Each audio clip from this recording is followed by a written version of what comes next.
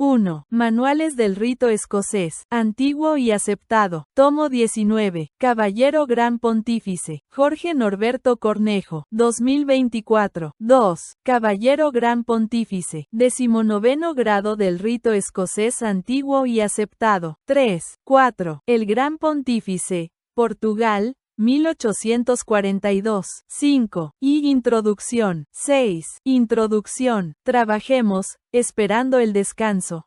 Se dice que el 19 grados es una preparación para la alta filosofía, y que su propósito es formar un perfecto filósofo, y que, por ello, tiene más alcance del que generalmente se le concede. En efecto, este es un grado que, en general, es escasamente estudiado y trabajado. 1.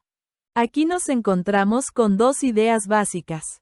La primera significa que la práctica efectiva del grado 19 grados implica que, exotéricamente, sus iniciados deben dedicarse al estudio de la filosofía y de la historia de la misma. De allí la importancia que el alfabeto griego tiene en este grado, dado que es el alfabeto filosófico por excelencia. Además, los grados del Consejo se conocen genéricamente como grados filosóficos. Este es, entonces, su portal, el umbral a su ingreso, y, esotéricamente, se espera que los iniciados alcancen una comprensión aún más profunda de la filosofía hermética que la conseguida en el Rosa Cruz. La segunda de tales ideas refiere a la escasa práctica que se efectúa de este grado. Entre los motivos que quizás se encuentren detrás de ese hecho, uno de los más importantes es que, bajo su aparente simplicidad, se trata de un grado sumamente complejo, construido a partir de numerosas influencias aparentemente heterogéneas. Efectivamente, en él podemos distinguir a la tradición del simbolismo póntico, la mística de los puentes, presente en la leyenda de Horacio Cocles y de gran valor esotérico. B. La impronta apocalíptica, a través del símbolo de la Jerusalén celeste, que puede tener valor iniciático si se la despoja de connotaciones religiosas. C. Ideas de tipo sociopolítico, relativas a la construcción de la ciudad ideal en la tierra. D. Junto a distintas influencias alquímicas, Rosacruces, etc. Por lo tanto, una comprensión correcta y completa del Caballero Gran Pontífice implica realizar un vasto estudio de numerosas y variadas fuentes. Fuentes que, sin embargo, encuentran su unidad en un concepto central, que puede resumir el espíritu del grado, la transformación. Aquí ingresamos al Consejo de K2, con sus 12 grados, y tal ingreso, para ser efectivo, para convertirse en una iniciación efectiva, real, y no meramente virtual, debe implicar una transformación profunda, un cambio, una verdadera metamorfosis, en el iniciado. Dice J. Jacobi, toda transformación es en realidad un misterio y, como tal, parte integrante de la vida. Al respecto, encontramos en el Gran Pontífice dos símbolos básicos, el puente, de allí, pontífice, y la Jerusalén celeste, dualidad que resalta en una de sus denominaciones más habituales, Gran Pontífice o Sublime Escocés de la Jerusalén celeste. El puente es un claro símbolo de cambio, de pasaje. Lo mismo ocurre con el Apocalipsis, cuando se lo despoja del sentido de profecía religiosa. La Jerusalén celeste es un estado a alcanzar, de relativa estabilidad, evidente en su planta de forma cuadrada y en el predominio en su constitución. 1. Aclaramos que, en los últimos años, algunos supremos consejos han decretado la obligatoriedad de trabajar en este grado, y conferirlo siempre por iniciación. 7. De los elementos minerales, estado que sigue a una etapa de lucha, esfuerzo y trabajo. Y esta transformación, cambio, pasaje, etc., puede involucrar a un ser humano individual, a una institución, a un país o a una sociedad. El puente es, también, una de las expresiones del arquetipo que expresa el establecimiento de una relación entre dos territorios, en nuestro caso entre la tierra y el cielo, a su vez, también simbólicamente considerados. El alquimista Hedorn dijo que la suprema fuerza, que él denomina verdad, es una fortaleza inexpugnable que conforma la Jerusalén celeste en el interior del hombre. En esta ciudadela está el verdadero e indudable tesoro, no devorado por las polillas, ni robado por los ladrones, puesto a buen recaudo por toda la eternidad, y que uno lleva de aquí tras la muerte. Por lo tanto, desde distintos ámbitos de pensamiento se ha reconocido que el símbolo de la Jerusalén celeste trasciende la mera anécdota apocalíptica y puede interpretarse en contextos de tipo místico o, lo que más nos interesa, de tipo iniciático. De allí la complejidad del grado, cuyos símbolos pueden aplicarse a distintos ámbitos y niveles. El Pontifex, el constructor de puentes, se ha identificado tanto con el hombre universal, como con el augur que participaba en los ritos fundacionales de ciudades y edificios y con el arquitecto en el sentido iniciático del término. Por lo tanto, aunque parezcan lejanos, los grados simbólicos aquí no han desaparecido, y el simbolismo arquitectónico continúa impregnando los altos grados del rito escocés. También se ha dicho que este grado es un nuevo paso hacia la purificación, donde por purificación no interpretamos el ingreso en un estado artificial de supuesta santidad o de desprecio por lo físico, sino ingresar en ese estado que significa ser lo que verdaderamente se es, del que ya hablamos en el sublime caballero elegido, en el estado de Maat. En palabras del poeta griego Píndaro, llegar a ser el que eres, alcanzar el yo que somos, y no la máscara que llevamos. La transformación, el cambio, el pasaje, será entonces una transformación hacia ser y expresar lo que somos en esencia, lo que verdaderamente somos. La purificación aludida es el logro del estado de K2, que se alcanza después de 12 pasos, 12 estrellas, 12 puertas, 12 grados, de los que el caballero gran pontífice es el primero. Debería explicitarse, por lo tanto, que este grado es el primer paso en la vía del caballero. K2, el primer peldaño de la escala. Una vía más filosófica e intelectual que la que había caracterizado los grados simbólicos y capitulares, una escalera mística que se hará patente cuando el iniciado sea recibido K2. Agreguemos que el considerar a una ciudad en forma simbólica no refiere exclusivamente a Jerusalén, ni tampoco al judaísmo o el cristianismo.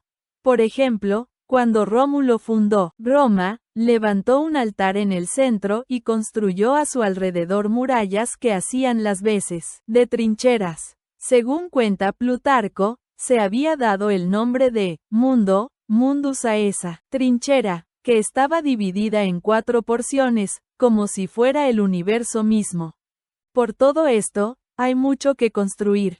La vía filosófica también es construcción, también es una forma de albañilería. Aunque la profecía apocalíptica muestra la Jerusalén celeste descendiendo del cielo, nosotros aspiramos a construirla aquí en la tierra. Una Jerusalén celeste que puede ser el mismo rito escocés, si logramos unificar y armonizar todos sus grados y partes, generando un gran cónclave en el que los reunidos en asamblea, trabajando en conjunto, sean los 33 grados, lo que anticipa al príncipe del real secreto, penúltimo grado, del rito. Una Jerusalén celeste que podría ser la ciudad terrena, si sus distintos estamentos, 8, trabajarán en unidad, sin grietas. De hecho, la Jerusalén celeste se dijo que fue construida como una ciudad muy unida. Y una Jerusalén celeste que podríamos construir en nuestro propio interior, una ciudad entre las que conformarán la egrégora, un templo que no necesita ruido de metales para ser elevado. La Jerusalén celeste tiene forma cúbica, lo cual es en principio extraño, dado que el cubo y el cuadrado simbolizan la tierra y el círculo y la esfera el cielo. Consideramos que la Jerusalén celeste es cúbica porque cristaliza los principios celestiales en el final del ciclo. Ella es celestial porque representa el punto de partida de un nuevo ciclo. Al mismo tiempo, también se supone que la ciudad representa el dominio organizado de la materia sobre el estado caótico, desorganizado. Otros afirman que es a la vez celestial y cúbica porque en sí misma representa la cuadratura del círculo. Para T. Burkhardt, es pues, verdaderamente un cristal, por su substancia diáfana, incorruptible y luminosa, y, al mismo tiempo, por su forma. En realidad, es la cristalización, en el eterno presente, de todo cuanto el devenir, el mundo cambiante o temporal implica, de quintaesencias imperecederas. Preparar los materiales para la Jerusalén celeste es ahora nuestro trabajo. Seamos, como el gran Horacio Cocles, constructores de puentes.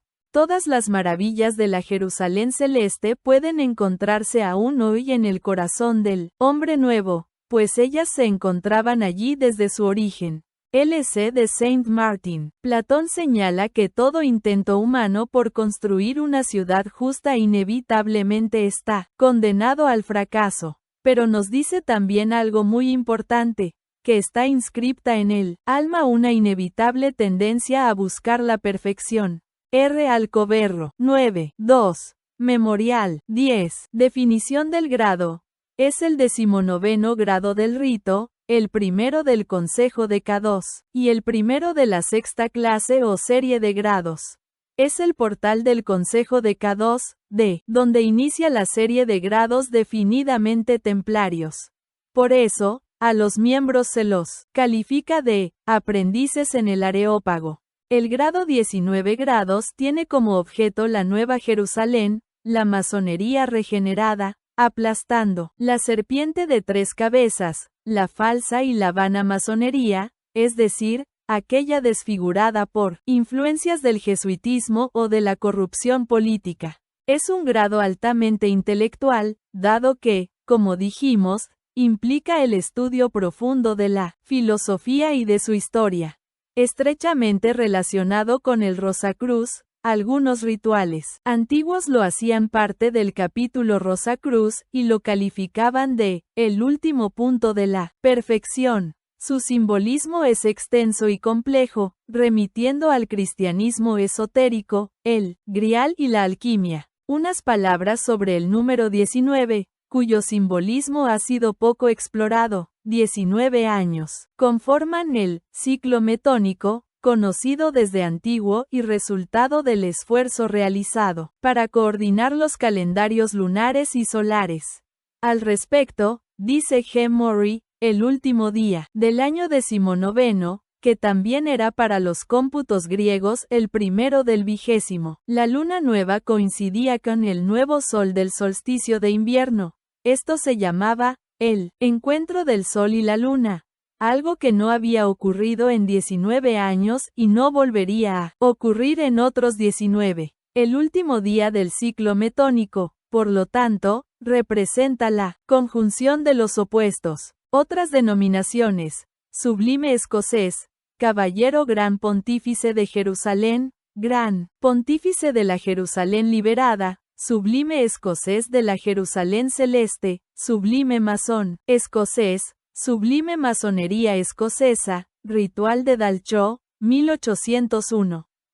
Es uno de los 8 grados que no figuraban en el rito de perfección en 25 grados, y que fueron agregados al trasladar el rito a los Estados Unidos. Sin embargo, se conocen rituales de este grado bastante antiguos, de mediados del siglo XVIII. Símbolos principales: la Jerusalén celeste, el color azul, las 12 estrellas, el zodíaco con sus 12 signos, las 12 piedras, las 12 tribus, los 12 nombres divinos, los 12 dioses, los 12 apóstoles, el árbol de la vida, la montaña. 11. El puente, el andrógino de Basilio Valentín, la serpiente alada, la túnica blanca, el alfabeto griego, alfa y omega, el rey Melquisedec, colores del grado, azul y dorado. Objetivos exotéricos, estudiar la filosofía y su historia, esparcir en toda la sociedad las luces de la razón y de la ciencia. Unir al progreso en el logro de los derechos humanos, el progreso intelectual y educativo. Para ello, estudiar la naturaleza de los derechos y deberes humanos. Recuperar las ideas de Comenius. Coadyuvar al triunfo de la verdad y del honor sobre la mentira, la bajeza y la intolerancia. Construir, sobre la tierra, una ciudad digna de la vida humana. Trabajar para elevar y ennoblecer a la humanidad. Objetivos esotéricos. Consolidar el concepto de la religión universal o primitiva, consistente en una visión sagrada del universo libre de sectarismos, fanatismos y supersticiones. Estudiar los vestigios de tal religión, como se encuentran expresados en el juanismo. Estudiar los fundamentos esotéricos de la mitología greco-romana. Profundizar en el estudio de la filosofía hermética. Exaltar la comprensión del simbolismo póntico, iniciada en el Caballero de Oriente. Comprender el significado de la ciudad, desde una óptica que trascienda la visión dogmática ortodoxa. Rectificar el rito escocés a fin de que éste adquiera las características de una construcción armónica y unificada, un gran cónclave. Leyenda. La leyenda no se relaciona con el templo de Salomón, ni con Hiram o Zorobabel, sino que aquí el héroe es el romano Horacio Cocles, o Cocles. 12. Horacio Cocles, en latín Horatius Cocles, fue un héroe mítico romano del siglo VI a.C. Cocles significa, con un solo ojo. Según la leyenda, defendió en solitario el puente que conducía a la ciudad de Roma contra los etruscos liderados por Porcena. Era el hermano de Marco Horacio Pulvilio, que fue cónsul en el 509 a.C. De acuerdo con la leyenda, en el año 508 a.C., Horacio Cocles consiguió detener el avance del ejército etrusco, mientras sus compatriotas demolían el puente Sublicio para impedir que los enemigos cruzaran el río Tíber hasta Roma. La narración mítica dice lo siguiente: los reyes etruscos habían sido expulsados de Roma por Bruto. Los romanos, con Bruto al frente, juraron que no gobernaría en Roma nadie con el título de rey. Pero los antiguos reyes de Roma no querían perder sus privilegios y se refugiaron en Clusium, donde reinaba Porcena. Los reyes enseguida se quejaron: nosotros somos de sangre real, hemos vivido en la abundancia de todas las cosas y ahora estamos abocados a vivir en la pobreza y en el exilio. Este hecho, nunca visto, no debe quedar impune. Si los reyes de Roma han sido expulsados de sus tronos, los demás tendrán que pensar que, tal vez, les pueda ocurrir lo mismo. Ha sido un cambio de todos los valores conocidos hasta ahora. 2. Donde se ha visto que todos, los de alta cuna, llamados a dirigir a los ciudadanos, y los de ínfima condición, sean iguales. Además, es la misma institución de la realeza la que está en peligro. Es importante para la sociedad que exista un rey que es el intermediario entre los dioses y los hombres. Y Porcena marchó contra Roma. Cuando llegó la noticia a la ciudad, todos se llenaron de miedo. Los senadores no querían acordar con los reyes invasores, porque sabían que el precio del acuerdo sería la esclavitud. Fue el momento de mayor popularidad del Senado en toda la historia de Roma. Cuando los enemigos se presentaron, todo el mundo se refugió en la ciudad, y construyeron un muro para que les protegiera. Solo había un camino para entrar en Roma, el puente Sublicio, pero los enemigos no pudieron entrar, porque un solo hombre, Horacio Cocles, se los impidió. Horacio estaba de guardia en la entrada del puente, cuando vio que el enemigo había conseguido ocupar la colina del Janículo con un ataque inesperado. En aquel momento todos los que formaban la guarnición del puente abandonaron sus puestos. Horacio se colocó en medio de la entrada, con tanta resolución que los atacantes se quedaron estupefactos, pensando que era un milagro. Otros dos se quedaron con él, Spurio Larcio y Tito Herminio, mientras los que se habían retirado intentaban cortar el puente. Les llamaron y Cocles obligó también a sus dos acompañantes a que se pusieran en lugar seguro. Horacio se enfrentó, solo, con los etruscos, paseando su mirada por todos ellos, y les dijo: «Estáis a gusto bajo la esclavitud de unos reyes llenos de soberbia que no se acuerdan de su propia libertad y atentan contra la libertad de otros». Cuando el puente finalmente fue demolido, Horacio se arrojó al Tíber con toda su armadura, según Polibio, y se ahogó. Según Tito Livio, consiguió atravesar el río nadando y regresó a la seguridad de los muros de la ciudad a la que había evitado, con su heroica gesta, un infausto destino. El pueblo de Roma le demostró su gratitud dedicándole una estatua y otorgándole tierras. La versión masónica de la leyenda concuerda con la narración de Polibio, pues, ya aparece aquí la noción de cambio, de transformación. Además, sospechamos en la forma en que la leyenda se presenta en este grado la influencia de las ideas de la Revolución Francesa. 13. Considera que Cocles murió, sepultado por los escombros del puente, en coherencia con todas las narraciones heroicas, en las que el final del héroe siempre es dramático. Con toda claridad, aunque remita a la antigua Roma, la leyenda es una crítica de la realeza y de la esclavitud que ésta implica, y una exaltación de la libertad y de la igualdad. Y la leyenda agrega que, en memoria de esta heroica acción, se formó un colegio de hombres que eran a la vez carpinteros y soldados, a los que fue dada la defensa y conservación de los puentes, dándoles el título de pontífices, constructores de puentes. El jefe de la corporación fue denominado Sumo Pontífice o Pontífice Máximo, título que Julio César solicitó y obtuvo en el año 92.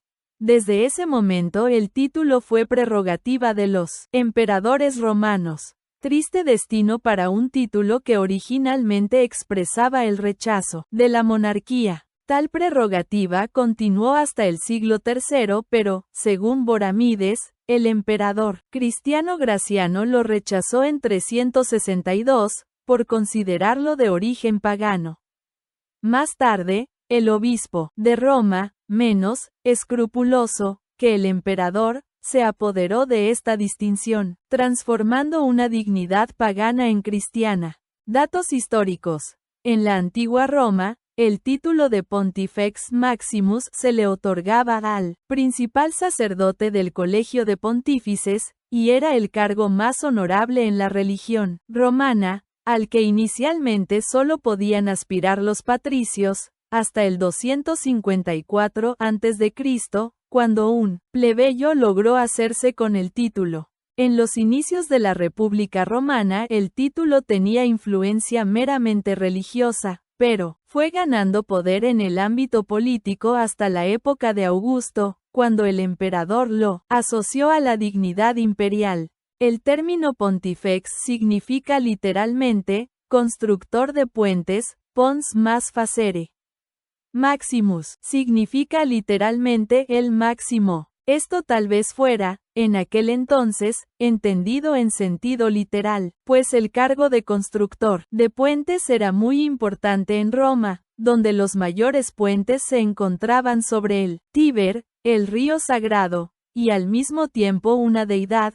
Solamente las mayores autoridades, con funciones sacras, eran autorizadas a molestarlo, con añadidos mecánicos.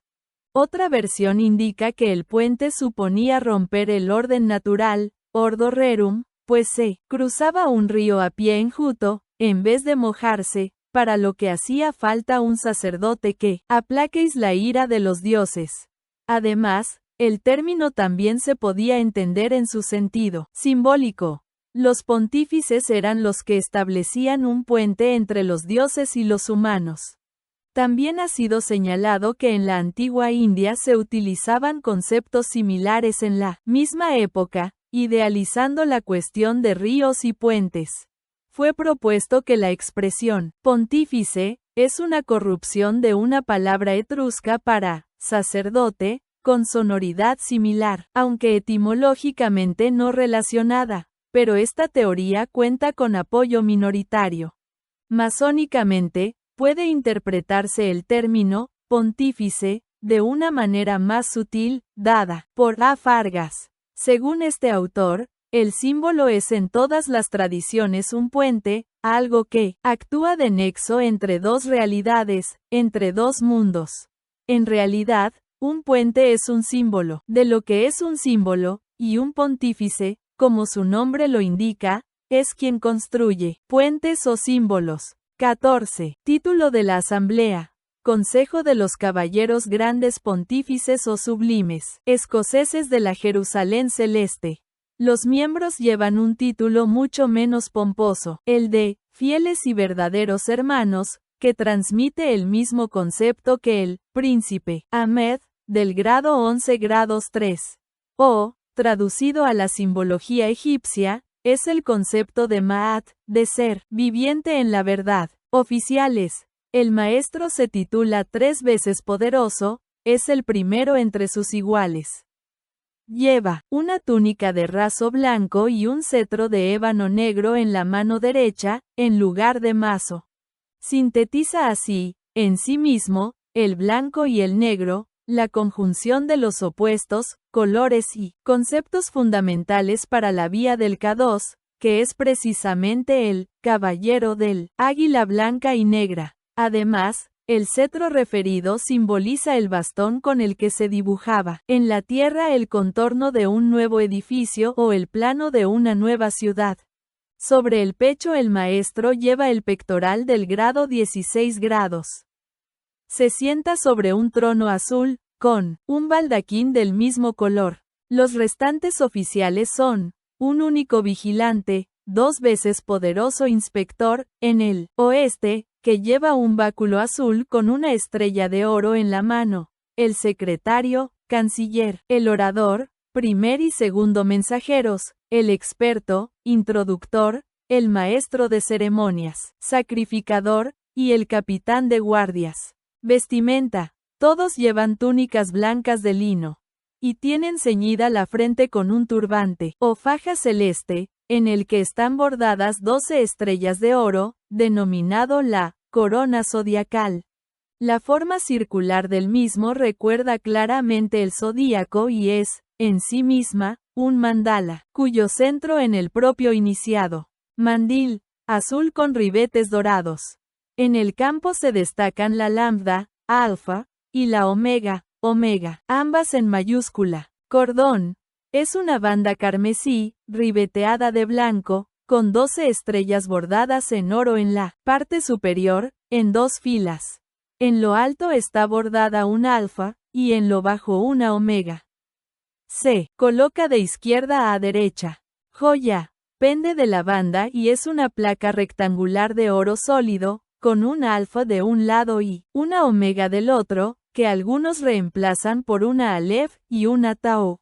Guantes, blancos. 13 El Apocalipsis 7:11 de la noche -13, vemos que Juan vio a uno llamado fiel y verdadero, sobre un caballo blanco en una grieta del cielo, cuyos ojos estaban como llamas, y sobre cuya cabeza había muchas coronas, y tenía un nombre escrito, que ningún hombre conocía, solo él mismo, y este nombre fue llamado la Palabra de Dios. En las antiguas lecturas de los grados simbólicos ya aparecía la expresión, fiel y verdadero. Guillaume dice, fieles y verdaderos elegidos. 15. Algunas decoraciones del grado, tal como aparecen en los comentarios de Clausen. Decoración del templo. Los trabajos de este grado requieren 3 cámaras. La cámara de preparación, sin decoración determinada, el capítulo, donde se realizan los trabajos regulares, y la cámara negra, que se utiliza esencialmente durante la iniciación. El capítulo, nombre inadecuado, porque en realidad es un consejo, la tapicería es azul, sembrada de estrellas de oro.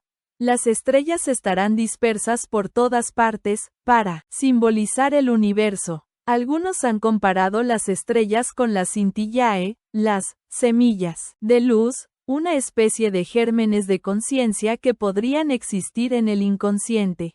16. El capítulo está iluminado exclusivamente por una gran luz, en forma de triple triángulo, entrelazado, con un sol en el centro, que penetra a través de un transparente colocado debajo del dosel del maestro, en un nicho, al oriente. Hay 12 columnas, 2 a cada lado del maestro, 2 al occidente, una a cada lado del vigilante, 4 al norte y 4 al sur. Cada columna termina en un capitel surmontado por una serpiente. En los capiteles se inscriben las iniciales de las 12 tribus de Israel, empezando por el que está a la derecha del maestro, y continuando por el norte, occidente y sur. En el fuste de las columnas se inscriben los signos del zodíaco, que representan a toda la humanidad. Más abajo, los nombres y títulos de los 12 dioses principales de la mitología griega: Zeus, Hera, Poseidón, Deméter, Hestia, Apolo, Artemisa, Hefesto, Atenea, Ares, Afrodita y Hermes. En las bases, las iniciales de los 12 apóstoles. El cuadro del grado se coloca en el oriente, cubierto por una cortina. En él se representa una montaña, sobre la que una ciudad de forma cuadrada parece descender del firmamento, en el que no se ven ni el sol, ni la luna ni las estrellas, sino la bóveda azulada y el reflejo de la luz de la ciudad. La ciudad está iluminada por los reflejos de una gran gloria en el centro. Todas las fábricas de la ciudad son de oro. La arquitectura es de estilo oriental y no hay templos. Alrededor de la ciudad hay una muralla de jaspe, cuya base está hecha de piedras preciosas de 12 colores diferentes, que aparecen en la plancha que lleva en el pecho el maestro del grado. Hay 12 puertas de perlas, 3 a cada lado. Se verá un río cuyas aguas corren por la ciudad, y, en el centro, sobre el río, un árbol, cargado de flores, frutas y hojas, cuyas raíces aparecen a uno y otro lado de la corriente. El árbol da un fruto diferente cada mes. Más abajo está Jerusalén, la antigua, convertida en ruinas, y una serpiente, o una hidra terrestre, según el manuscrito Francan, de 3 cabezas, comprimida o encadenada. Una variante muy práctica para el ritual es representar figurativamente la ciudad en el centro de la cámara, en la forma de una colina compuesta por 2 rampas, una de subida que parte desde occidente hasta la cumbre, y otra de bajada, desde la cumbre al oriente. El paso por la cúspide está interrumpido por un precipicio, sobre el que existe un puente levadizo, que se dejará caer para franquear el paso del candidato a su debido tiempo. Deberá haber un recipiente para lavarse con agua, que se coloca cerca del centro de la cámara. La cámara negra es una cámara cubierta del color referido, dividida en 2 por una cortina. Hay, en el centro, una silla simple, y la decoración se reduce a un mínimo. Los 12 nombres divinos. Algunos rituales colocan sobre las columnas, además de lo ya indicado, 12 nombres divinos. Con cierto desorden, los rituales dicen que los caracteres hebreos sobre las 12 columnas son los 12 grandes nombres y títulos de la deidad, sobre el pectoral del sumo sacerdote. Comenzando con la columna de Judá, ellos son Malak, rey o soberano. Gamel, dispensador de premios y castigos. Adar, fuego o esplendor. Aloh, el adorado. Ayen, el ojo que todo lo ve. Alkhi, el Dios vivo. Alohim, las deidades creativas o la personificación de las potencias de Yahweh, Al, el antiguo Dios. 17. Semítico de la naturaleza, el elevado, Yehu, vida. Aishgebahoaishgeber, majestad del fuego. Adonai, Señor. Yehwehho, el autoexistente. Horas de trabajo, para abrir, a la hora predicha, para que la luz de la sabiduría ilumine a los iniciados en los misterios filosóficos, para cerrar, a la hora cumplida, en la que se han cumplido los derechos del hombre en toda su grandeza. Instrumentos de trabajo. El único instrumento es la caña dorada para medir, que aparece en el relato simbólico del Apocalipsis y con la que se miden los 12.000 estadios de la Jerusalén celeste. Al respecto, V. Dominic dio una explicación interesante para el punto de vista masónico. Entonces se llama a un ángel para medir la ciudad y su muralla, usando la caña de oro que simboliza la medida perfecta del hombre restaurado. Apocalipsis 21, 15 y 17. La caña de oro se convierte en el símbolo de la unidad y la unidad de medida por excelencia, pero es también el símbolo del hombre que es la medida o patrón del universo, el eje del mundo que une el cielo nuevo y la tierra nueva, el término mediador de la nueva tríada. Orden del grado. Consiste en extender el brazo y la mano derecha horizontalmente y bajar perpendicularmente los 3 últimos dedos. Respuesta. El orden se responde elevando los 3 primeros dedos de la mano derecha al cielo y cerrando los 2 restantes. Nótese que en el signo indicado en primer lugar los 3 dedos forman un triángulo descendente, mientras que la respuesta es un triángulo ascendente, conformando así entre los dos el sello de Salomón. En la mesa, se bebe tomando el vaso con la mano izquierda, aunque esto parece ser puramente convencional. Toque. Los 2 hermanos se ponen recíprocamente la mano derecha sobre la frente. El primero dice Emmanuel y el segundo Zeus. El primero responde, Hallelujah, y el segundo, Helios. Los 2 juntos dicen, Amén, Amén, Amén, en hebreo, Amén, en árabe Amin, es una palabra semítica que suele traducirse como, así sea. Esta palabra parece tener su origen en el sánscrito Aum. Una derivación del sánscrito sería el lenguaje pali, de donde procede la palabra Aumen, que significa Dios el Padre y la Madre, está con la humanidad. Empleada en el judaísmo, posteriormente también fue adoptada por las demás religiones monoteístas, como el cristianismo y el islam. Esta palabra es generalmente utilizada como fórmula para concluir las oraciones. El significado real de la palabra es, en verdad, o, ciertamente, o, que conste. En el contexto de este grado, son válidas tanto las referencias a una divinidad andrógina como la exaltación de la noción de verdad, por lo que el significado de, en verdad, es aquí el más apropiado. Amen también es el nombre de la divinidad egipcia que conocemos con la denominación helenizada Amón. Fue denominado, el oculto, padre de todos los vientos, alma del 18 viento, el Dios único que se convierte en millones, aquel que habita en todas las cosas. Amón-Ra, señor de los tronos de las 2 tierras, el toro de su madre.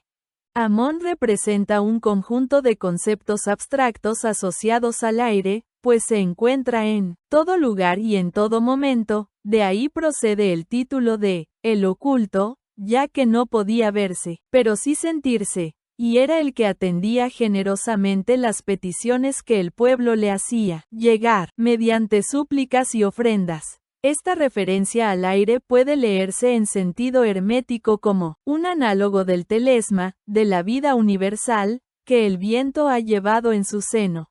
Palabra de pase. Emmanuel, ya vista en el caballero Rosacruz. Palabras sagradas. Zeus, Hallelujah y Helios. La primera es considerada como símbolo de la naturaleza y de la forma en que los antiguos entendieron al Dios de la vida universal. Helios es el símbolo del sol.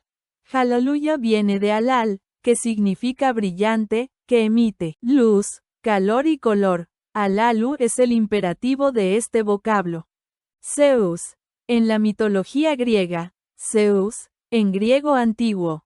Nominativo Zeus Zeus, Re divino, genitivo Dios Dios, es el rey de los dioses olímpicos, gobernante del monte Olimpo y Dios del cielo y el trueno. Sus atributos incluyen el rayo, el águila, el toro y el roble. Se caracteriza por cierta ambigüedad. Por un lado, busca constantemente ordenar el caos y generar un cosmos donde la vida sea posible. Por el otro, parece poco inclinado a respetar cualquier norma de moral. Helios. En la mitología griega, Helios, en griego antiguo Helios, sol, es la personificación del sol. Hesíodo y el himno homérico lo identifican con un hijo de los titanes. Hiperión y Ti, Hesíodo, o Eurifaesa, himno homérico, y hermano de las diosas Solini, la luna, y Eos, la aurora. Sin embargo, Homero le llama a menudo simplemente Titán o Hiperión. Helios era imaginado como un hermoso dios coronado con la brillante aureola del sol, que conducía un carro por el cielo cada día hasta el océano que circundaba la tierra y regresaba por este hacia el este por la noche. Homero describe el carro de Helios como tirado por toros solares. Más tarde Píndaro escribió que por corceles que arrojaban fuego. Posteriormente, los caballos recibieron fogosos nombres: Flegonte, ardiente, Aetón, resplandeciente, Pirua, ígneo, y Eo, amanecer. A medida que pasó el tiempo, Helios fue cada vez más identificado con el dios de la luz, Apolo. Su equivalente en la mitología romana era el sol, y específicamente el Sol Invictus, posteriormente asociado con el Cristo.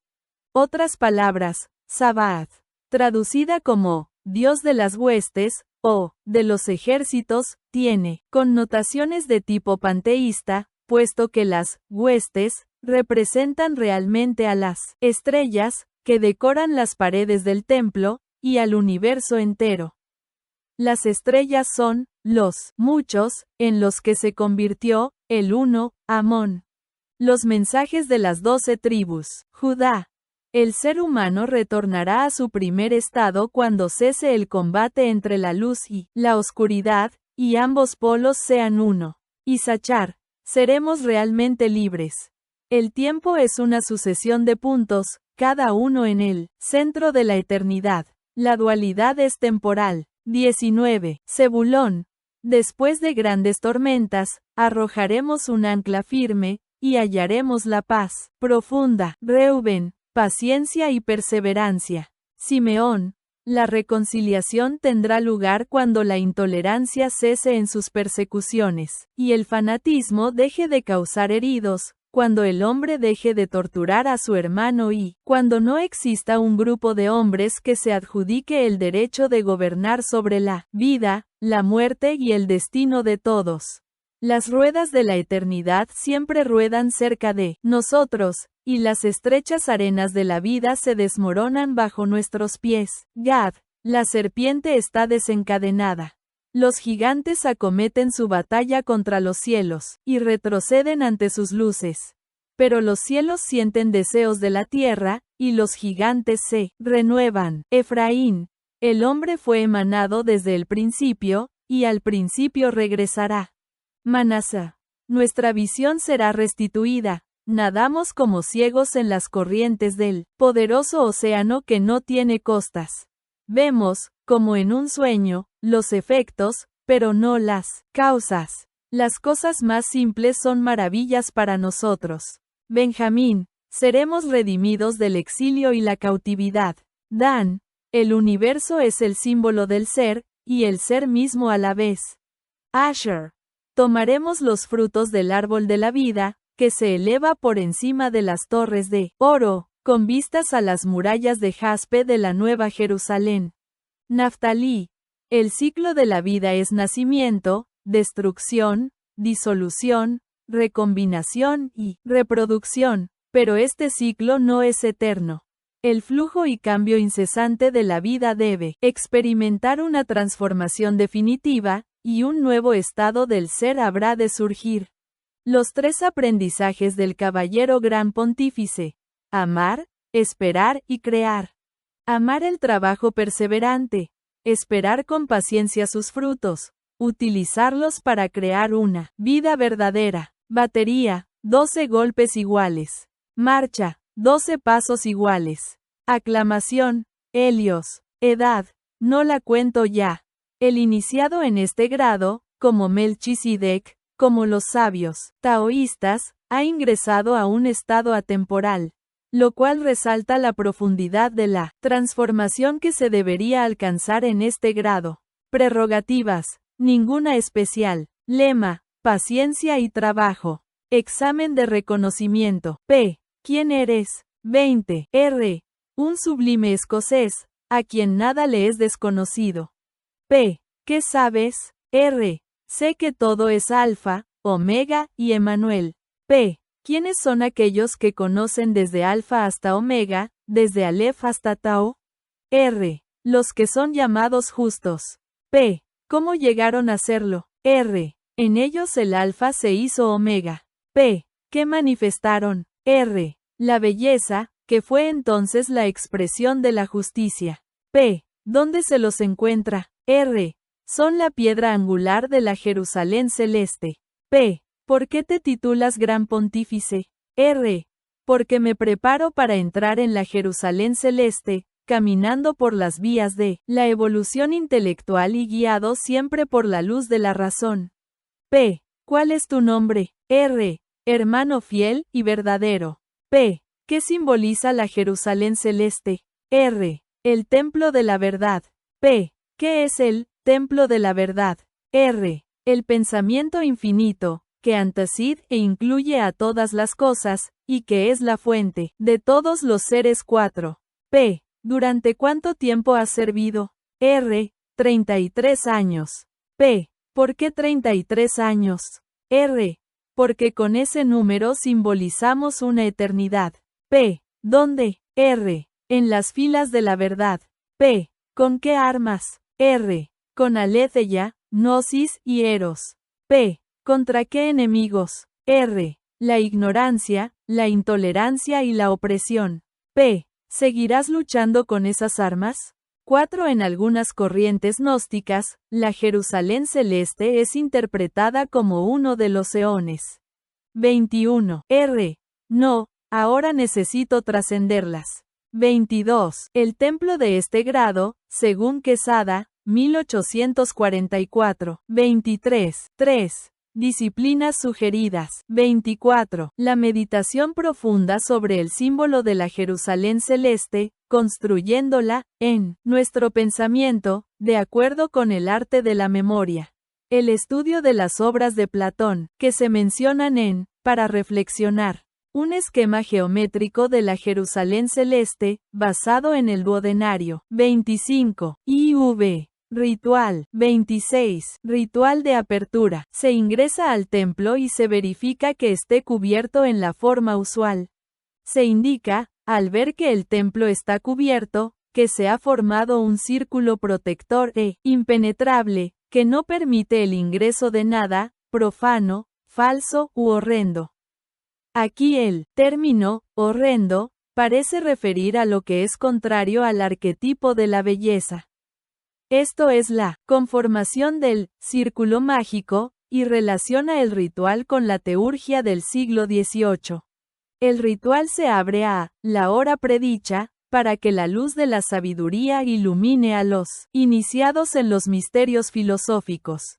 El no indicarse una hora específica subraya la naturaleza atemporal, y, por lo tanto, escatológica, que quiere imprimirse a los trabajos, y que también aparecía en la edad. Una variante es, el sol de la verdad se ha elevado sobre el desierto, la conjunción final, entre Hormuz y Arimán, entre la luz y la obscuridad, está a punto de comenzar. La piedra Kupka se ha transformado en rosa mística, y la palabra perdida se ha recuperado. Es decir, el ritual comienza cuando termina el Rosa Cruz. Y luego se agrega, el sol se ha elevado y el consejo está abierto. Después de declarar abierta la reunión, el maestro dice, todo es Alfa, Omega y Emanuel. La música se considera muy importante durante los rituales de este grado, tanto los de apertura y clausura como en el de iniciación. Por ello, siempre debería haber una columna de armonía, formada, si es posible, por 7 hermanos. Trabajos. En este grado no se realiza ninguna clase de trabajo administrativo, por lo que las reuniones deben limitarse a las iniciaciones o la instrucción sobre los misterios del grado, principalmente aquellos relacionados con su símbolo fundamental, la Jerusalén celeste. 27. Ritual de iniciación. La iniciación en este grado consta de 18 fases. La última es el ritual de clausura y ingreso al capítulo. El consejo está cubierto de negro, todos visten túnicas negras, el sol se mancha de sangre, y todos los altares se cubren de negro. El candidato viste como en el grado 17 grados, otros rituales indican como en el 18 grados, con la casulla blanca, con la banda azul sembrada de estrellas sobre la frente. 2. Primer examen. El candidato es introducido en el consejo sin ceremonia, e intercambia con el maestro el siguiente diálogo. ¿Durante cuánto tiempo has servido? 33 años. ¿Dónde? En las filas de la verdad. ¿Con qué armas? Con Aletheia, Gnosis y Eros. ¿Contra qué enemigos? La ignorancia, la intolerancia y la opresión. ¿Por qué quieres ser elevado al grado de caballero gran pontífice? Para estar mejor calificado en el servicio de la causa de la luz y la verdad. 3. Los viajes. El maestro de ceremonias conduce al candidato 12 veces alrededor del capítulo, deteniéndose cada vez en una columna diferente. En cada columna, lee el nombre de la tribu correspondiente, con los parlamentos que indicamos a continuación. Judá. El ser humano retornará a su primer estado, cuando cese el combate entre la luz y la obscuridad, y ambos polos sean uno. Issachar. Seremos realmente libres. El tiempo es una sucesión de puntos, cada uno, en el centro de la eternidad. La dualidad es temporal. Zebulón. Después de grandes tormentas, arrojaremos un ancla firme, y hallaremos la paz profunda. Reuben. Paciencia y perseverancia. Simeón. La reconciliación tendrá lugar cuando la intolerancia cese en sus persecuciones y el fanatismo deje de causar heridos, cuando el hombre deje de torturar a su hermano y cuando no exista un grupo de hombres que se adjudique el derecho de gobernar sobre la vida, la muerte y el destino de todos. Las ruedas de la eternidad siempre ruedan cerca de nosotros, y las estrechas arenas de la vida se desmoronan bajo nuestros pies. 28. Gad. La serpiente está desencadenada. Los gigantes acometen su batalla contra los cielos, y retroceden ante sus luces. Pero los cielos sienten deseos de la tierra, y los gigantes se renuevan. Efraín. El hombre fue emanado desde el principio, y al principio regresará. Manasá. Nuestra visión será restituida. Nadamos como ciegos en las corrientes del poderoso océano que no tiene costas. Vemos, como en un sueño, los efectos pero no las causas. Las cosas más simples son maravillas para nosotros. Benjamín. Seremos redimidos del exilio y la cautividad. Dan. El universo es el símbolo del ser, y el ser mismo a la vez. Asher. Tomaremos los frutos del árbol de la vida, que se eleva por encima de las torres de oro, con vistas a las murallas de jaspe de la Nueva Jerusalén. Naftali. El ciclo de la vida es nacimiento, destrucción, disolución, recombinación y reproducción, pero este ciclo no es eterno. el flujo y cambio incesante de la vida. Debe experimentar una transformación definitiva, y un nuevo estado del ser habrá de surgir. IV. En la cámara negra. El candidato es introducido en la cámara negra, en la que se lo deja solo. Cuando él lo elige, retira sus ropas, y queda completamente desnudo, solo con la banda azul en la frente. Es decir, está indefenso frente a los elementos. Después se sienta en la silla, en el centro de la cámara, otros dicen en el suelo. Se escucha una voz que le habla como en un susurro, simulando que le habla al oído. De cuando en cuando hay flashes de luz.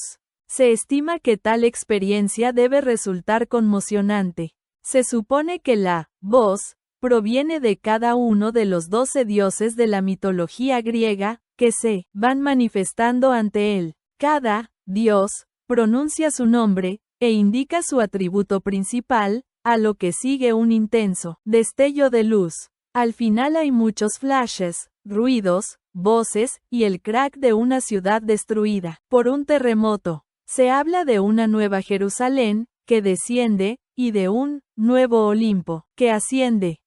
Regreso al capítulo. El candidato recupera sus ropas. Se abre la puerta y es recibido por varios hermanos que lo conducen de regreso al consejo, el que ha perdido su decoración sombría. Todos los caballeros llevan puestas sus túnicas blancas. El orador pronuncia un discurso, alusivo al surgimiento de una nueva realidad. La fuente de la vida. Se le da de beber agua en una copa de cristal verde y se le dice, beberás libremente en las aguas de la fuente de la vida, que es la fons vitae de los antiguos alquimistas. 7. La luz primordial. 29. Aquí no hay luz de sol ni de luna, porque nos alumbra la luz primitiva, que es fuente y centro del esplendor de todo el universo. 8. Ascensión de la montaña. Se vendan los ojos del candidato, porque todavía no son aptos para percibir la luz primordial. Sin cegarse, se le hace subir por la rampa, acompañado por el vigilante y, al llegar arriba, se le retira la venda, descubriéndole los ojos pero dejándosela sobre la frente. Se le muestra el precipicio, que se abre entre las dos partes de la rampa. Y tiene lugar el primer juramento, consistente en despojarse de todas las bajezas que todavía puedan quedar en su ser.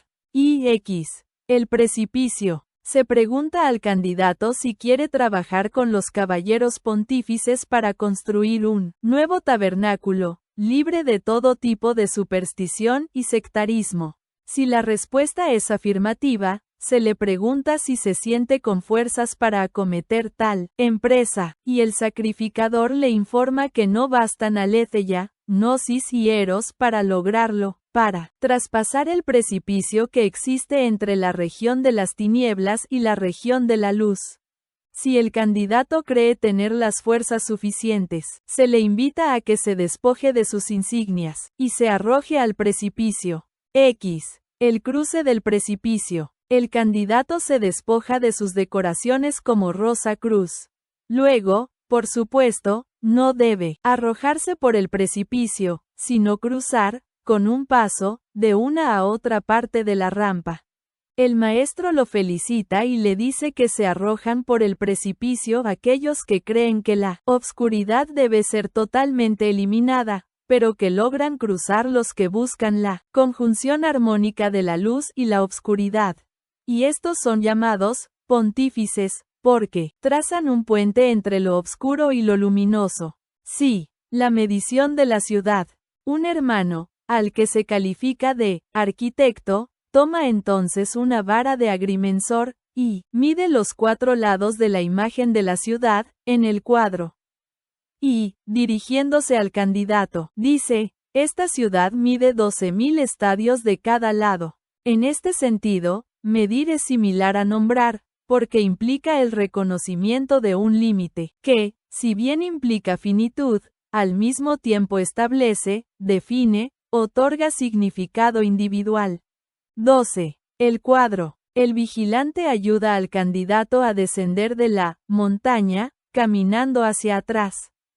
Se le devuelven las insignias de Rosa Cruz. Luego lo conduce frente al cuadro, ya se encuentre este en el suelo o en el oriente, según los distintos rituales. En ese momento algunos hermanos simulan querer acercarse al cuadro, pero el maestro da un golpe con el cetro y los hace retroceder, indicándoles que solo es posible llegar al templo de la verdad atravesando la montaña. 30. Según los distintos rituales, el candidato puede simplemente contemplar el cuadro en el oriente, o realizar una serie de actos más complejos si el mismo está colocado en el centro de la logia. En este último caso, se tiene un minuto de silencio, y luego el vigilante hace dar al candidato 3 pasos regulares, cada uno sobre una de las cabezas de la serpiente, la hidra. Los pasos se dan comenzando con el pie izquierdo, completando la escuadra con el derecho.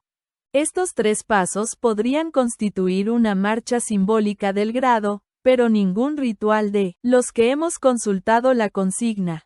Después, el candidato se arrodilla sobre la rodilla izquierda, y el maestro le comunica los signos y toques del grado. 13. El juramento. Según Dalcho, 1801, en este grado no hay juramento, porque el ritual de ascensión de la montaña es un juramento en sí mismo.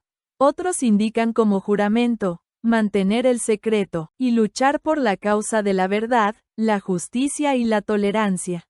En cualquier caso, la penalidad es ser considerado un falso caballero. 14. La Rosa Cruz. Finalmente, se corre la cortina del este, dejando ver una gran cruz dorada con una rosa blanca, colocada sobre una prominencia. 15. La consagración. El candidato es nombrado Caballero Gran Pontífice, por la mística Rosa Cruz, por el poder de la palabra, por el Alfa y el Omega, que seas grande en sabiduría y en el ejercicio de la justicia. 16. La coronación. Se le coloca algo de aceite en la coronilla de la cabeza y se lo consagra en el nombre del rey Melquisedec. Se da la batería, con la espada, sobre su cabeza.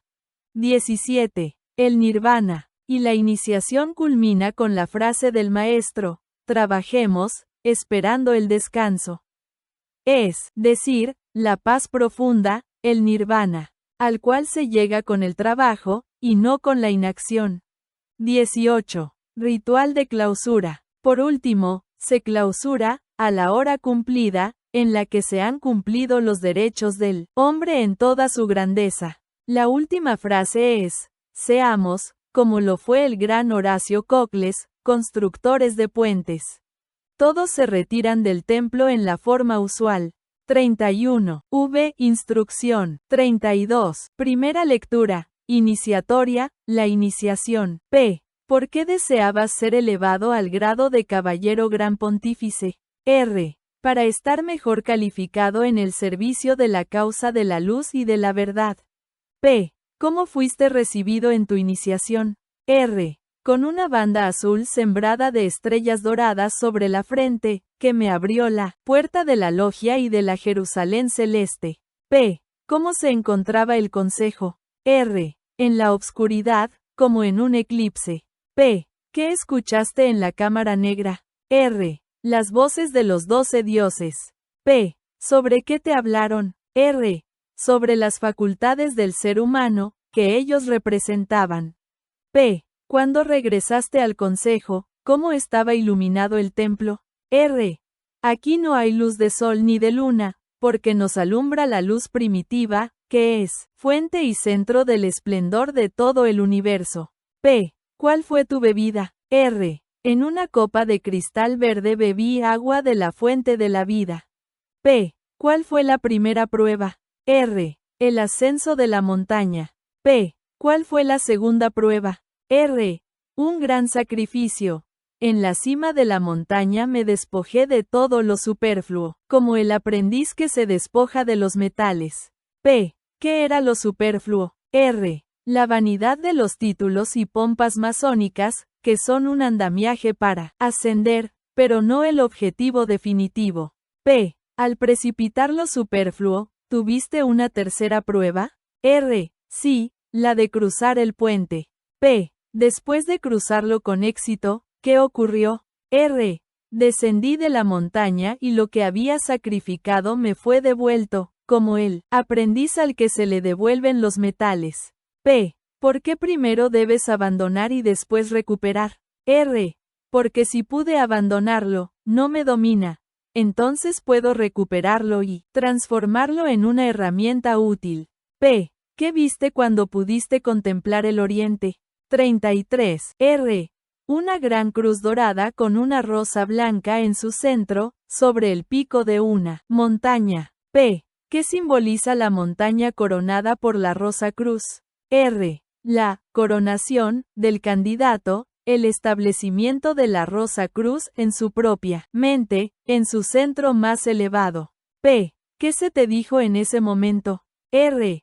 Por la mística rosa cruz, por el poder de la palabra, por el alfa y el omega, que seas grande en sabiduría y en el ejercicio de la justicia. P. ¿Algo más? R. Que recordara dar a lo mundano la belleza que le corresponde. P. ¿Cuál fue el símbolo de tu consagración? R. Se me colocó aceite de oliva, el aceite de la paz, en la coronilla de la cabeza y fui consagrado en el nombre del rey Melchisedec. 34. Segunda lectura. Simbólica, el simbolismo. P. ¿A quién está destinada la Jerusalén celeste? R. A todos los seres humanos, independientemente de su religión. P. ¿Es un arquetipo? R. Sí, es un arquetipo femenino. P. ¿A qué dominio pertenece? R. Al dominio de lo infinito e intemporal, a lo que podríamos denominar el dominio imaginal. P. ¿Por qué no posee ningún templo? R. Porque ella es la Shekinah de las Shekinahs. P. ¿Por qué decimos que se caracteriza por la estabilidad? R. Porque tiene base cuadrada y se inscribe en un cubo.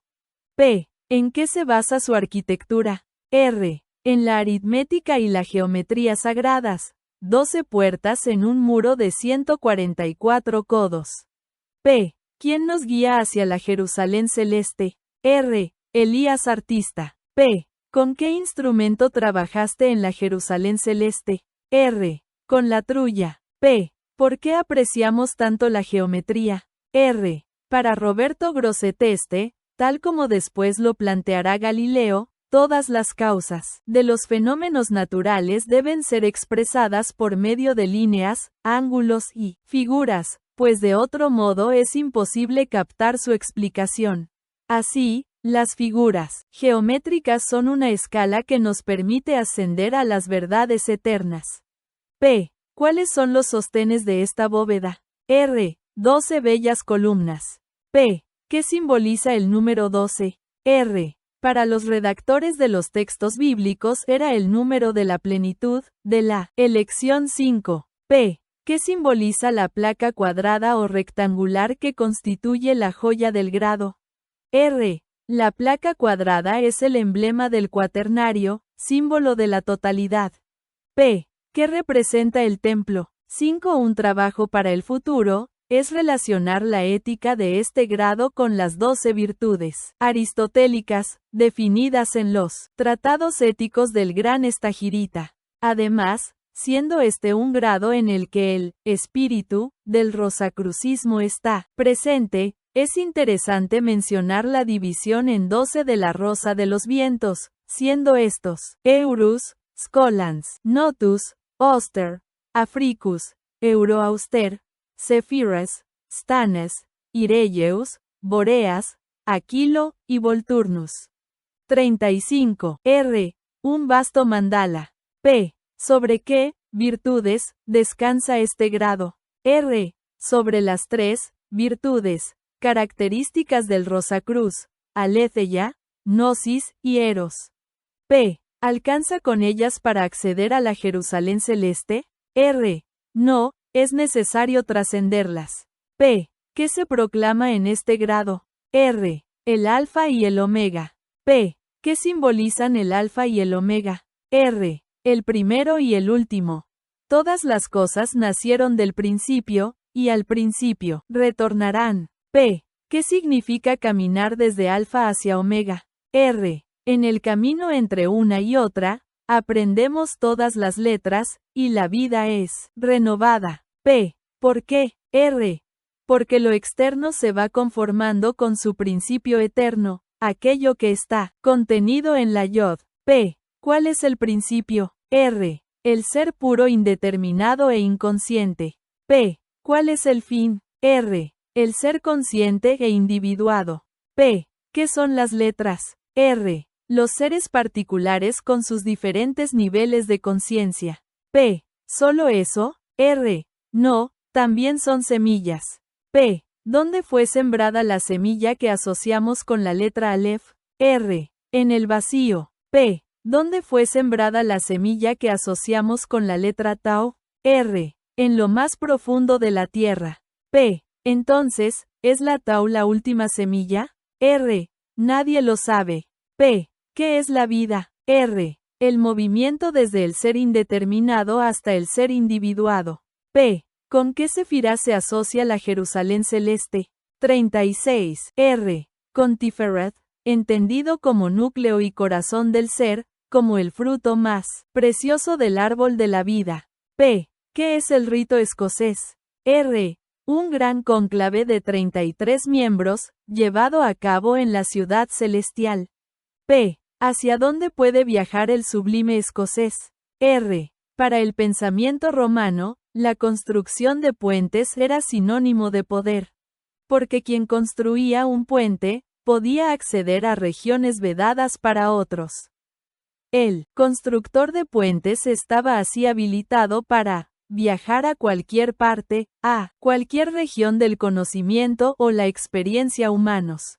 Al respecto, recordemos, el vengo y voy a todas partes, de grados anteriores. Bonus. Según ciertos expertos en lengua hebrea, Jerusalem vendría de dos palabras, Yeru, raíz caldea, que, tomada en sentido amplio, significa ciudad, morada, fundación, y Shalom, Shalom, que hoy significa paz, armonía, pero que también hace referencia a la noción de plenitud, plenitud y perfección. Jerusalem es entonces la ciudad perfecta, la morada de la paz o la morada de lo perfecto, y es por lo tanto un símbolo que trasciende a una ciudad concreta. 37. B. Para reflexionar. 38. 1. Hay una continuidad en el simbolismo de los grados 11 grados, 16 grados y 19 grados. En todos ellos el tema es la verdad, el hombre verdadero. Y todos implican una cierta dignidad, cada vez más elevada, sublime caballero elegido, príncipe de Jerusalén, caballero gran pontífice. Y, en el diseño original del rito, también existía una continuidad entre el 17 grados, el 18 grados y el 19 grados, pues los tres debían referir al Apocalipsis. El rito escocés es un complejísimo sistema en el que los grados presentan multitud de interacciones horizontales, verticales y cruzadas. Más que una escalera, el símbolo correcto para el rito escocés es una red con múltiples nudos. 2. También existe una relación entre este grado y el caballero de Oriente. Ambos grados se conectan a través del simbolismo del puente. En tal sentido, el 19 grados puede considerarse una exaltación del carácter sagrado del simbolismo póntico, que se inició en el 15 grados. Así como en la montaña se asciende, realización vertical, en los puentes se cruza, horizontal.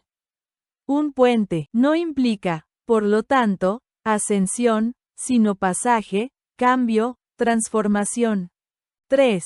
Se dice que, en este grado, se cumplen las promesas del Rosa Cruz, se aprenden los métodos para su realización y se describe cómo restablecer el estado perdido del hombre y reconstruir la ciudad simbólica. El grado recupera, por lo tanto, la gran temática de la reintegración. 4. Aquí se continúa la construcción del templo iniciada en el Rosa Cruz, en el 18 grados, la construcción del templo era más interior, pero en el 19 grados se trata de construir un templo en nosotros mismos y en toda la sociedad.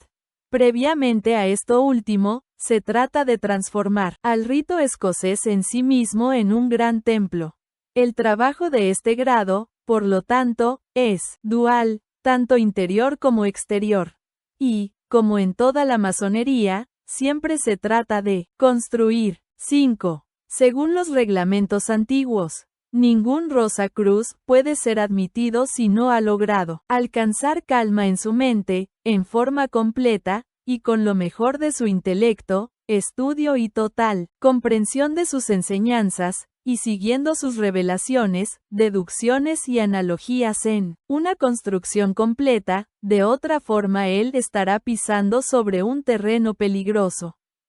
Y se agregaba que el candidato debe despojarse de las supersticiones, de la arrogancia intelectual que haya podido derivar de su instrucción simbólica, y del vano orgullo que pueden haberle infundido los títulos obtenidos en los grados capitulares. Ojalá estas prescripciones alguna vez se hiciesen realmente efectivas. 6. Según la tradición cristiana, los 12 apóstoles fueron Simón, apodado Pedro, Andrés, hermano de Pedro, Jacob, Jacobo, Santiago el hijo de Zebedeo, o Santiago el mayor, Juan, el menor de los 12, también hijo de Zebedeo, por tanto, hermano de Santiago el mayor, Felipe de Betsaida, Bartolomé, llamado también Natanael de Caná, Tomás, llamado Dídimo, o mellizo, Mateo, el publicano, recaudador de impuestos para los invasores romanos, Santiago el menor o Santiago el de Alfeo, Judas Tadeo, Simón el cananeo, el celador o el celote y Judas Iscariote, luego reemplazado por Matías. Pero muchos de ellos desempeñaron un rol relativamente pobre en la iglesia primitiva.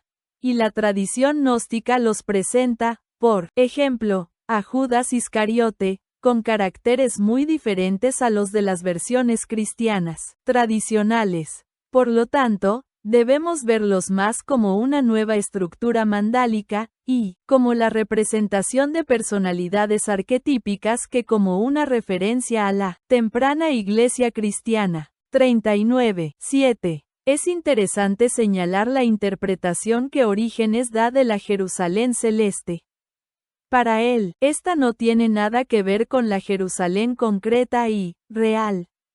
Orígenes dice que los que identifican la Jerusalén celeste con la ciudad concreta de Israel son personas que rechazan todo esfuerzo intelectual. De acuerdo con este autor, la Jerusalén celeste es el edificio escatológico formado por cuantos serán convertidos en piedras preciosísimas.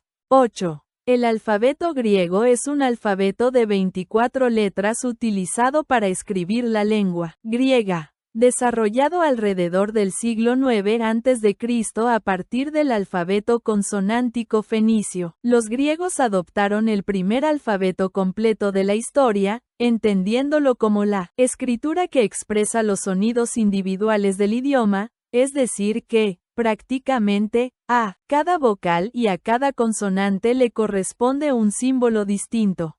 Su uso continúa hasta nuestros días, tanto como alfabeto nativo del griego moderno como a modo de crear denominaciones técnicas para las ciencias, en especial la lógica, la matemática, la física, la astronomía y la informática. 9. Los antiguos rituales indicaban que debía inscribirse este alfabeto en la túnica del maestro del grado. Del alfabeto griego, uno de los alfabetos más hermosos, ideal para las descripciones precisas, se ha dicho que, quizás sea una de las escrituras más antiguas que más nos acercan a las cosas, más nos hablan de ellas, tal como son, tal como se nos presentan a la mente. El alfabeto griego es sin lugar a duda una de las escrituras modeladoras de nuestro hablar y una escritura enriquecedora.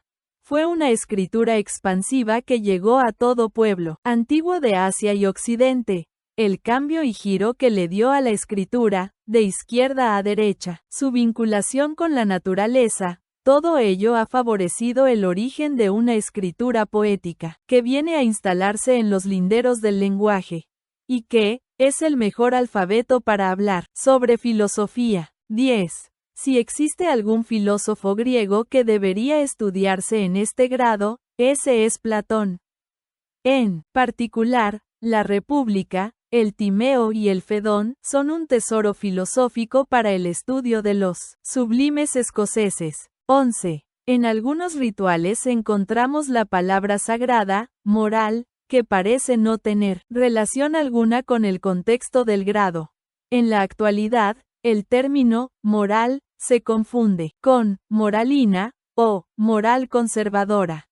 En el mejor de los casos, se la toma como sinónimo de ética, pero aquí está considerada en el sentido del utilitarismo inglés del siglo XVIII, para el que el término moral era mucho más amplio y significaba el conjunto de las ciencias humanas.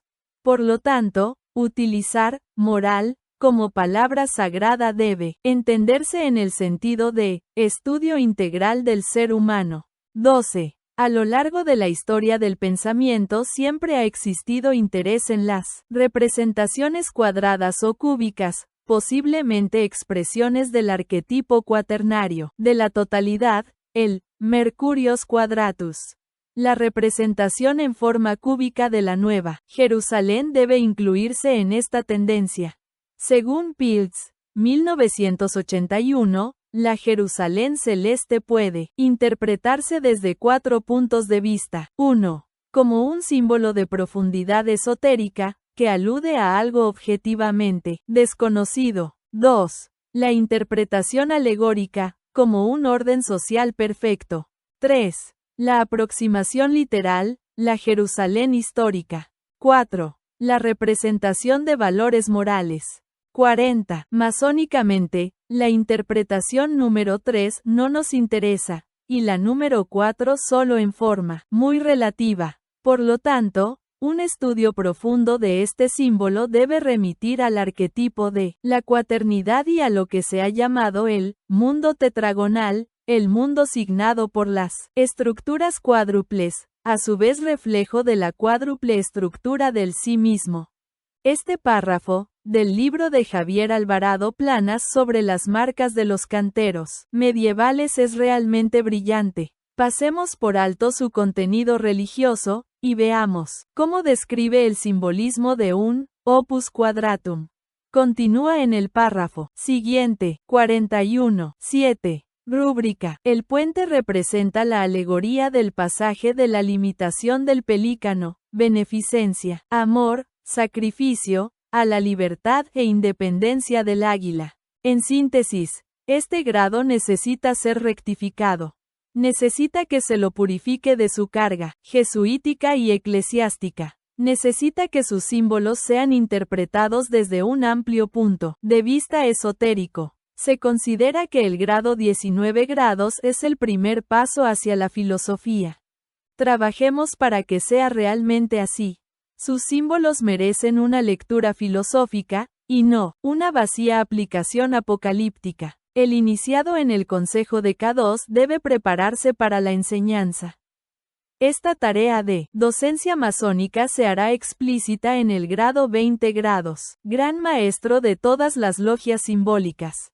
42. Apéndice. El sublime escocés es un grado que se ha perdido, pero que corresponde casi exactamente al que hoy es el grado 19 del rito escocés antiguo y aceptado. Veamos dos imágenes, que figuran en Masonry de Ohm, 1765, e incluimos en las 2 páginas siguientes. Imagen número 1. Es una imagen muy bella, especialmente por la corona que brilla en lo alto, y que los rituales actuales prescriben que deberían utilizar los hermanos como una cinta sobre su frente. La imagen contiene todo lo que indican los rituales actuales. La tapicería azul con estrellas doradas, el sol iluminando el trono del oriente, la montaña y los oficiales principales con túnica blanca. El maestro en el oriente, con el mazo, parece tener rasgos femeninos. El otro oficial lleva una caña, con la cual se miden las dimensiones de la Jerusalén celeste. El candidato lleva una banda roja, quizás sea un maestro escocés. Imagen número 2. Se muestra la Jerusalén celeste descendiendo sobre la Jerusalén terrestre, en ruinas. Ambas ciudades se representan con arquitectura grecorromana. 43. Imagen número 1. 44. Imagen número 2. 45. El signo del Gran Pontífice, en el ritual de Quesada, 1844. 46. Cuadro del grado, en el manuscrito original de Buyaume, 1822. 47. Decoraciones del grado, siglos XVIII a XIX.